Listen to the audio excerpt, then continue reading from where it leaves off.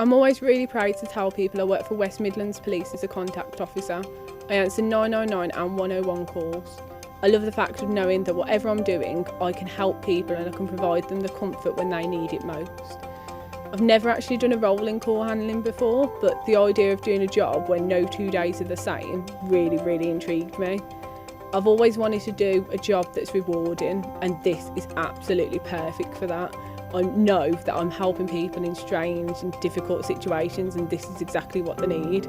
I've heard so many good things about the support and the progression available with West Midlands Police, and I decided it's something I wanted to pursue, I wanted to join. So I joined mid-September last year. I've only been in the role now for about 4 months, but I've learnt so much in that time. My shift patterns, I do a 3-3-3 pattern, so that's 3 early shifts, 3 late shifts and 3 rest days. But it fits in with my life, it's perfect. A typical day for me, I'll come into work, I put my headset on, log onto the computer and then I'm ready. That's it, I'm ready to take all the calls. As soon as my headset's on, I've got to be in the game because you never know what's coming through on that next call. I'm always ready to provide advice and support to the public. Even if I don't know it, I can just ask someone for help. No 2 days are the same in this job. Some calls may be very similar, but you could have one little detail and it could change everything completely.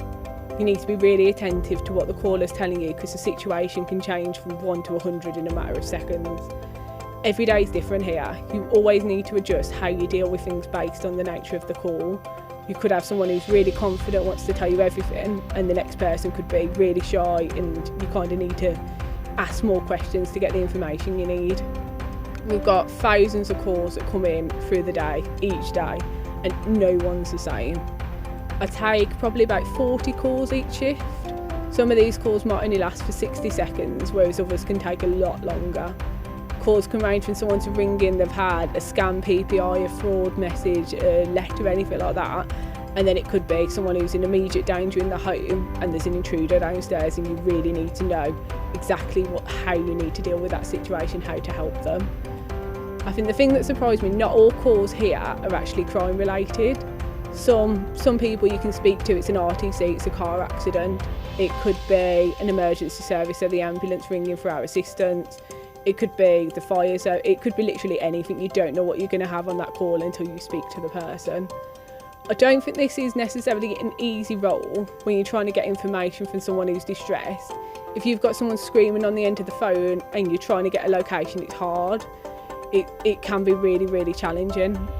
When people are unfamiliar with where they are, so on a motorway, in a new street, a new area, you really need to rely on them getting landmarks. So if there's a pub nearby, anything like that, they need that to help you find where they are. That's the only way you're going to find it.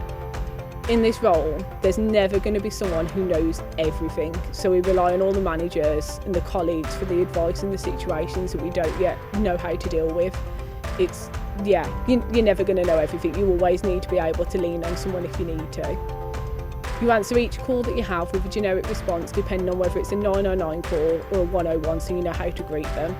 But you might receive a call on 999 that's not an emergency and you might have to redirect them, and you might have a call on 101 that is an emergency, so you need to deal with that really quickly. It's very hit and miss, you don't know what you're going to get.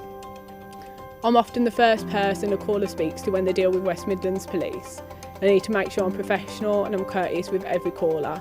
We want the public to have trust in us, knowing we can do what we can to help them, so they know they can come to us if they need to. It's always really important when answering 999 calls that I adapt how I talk with the callers and speak to them in a way that helps to calm them if I need to.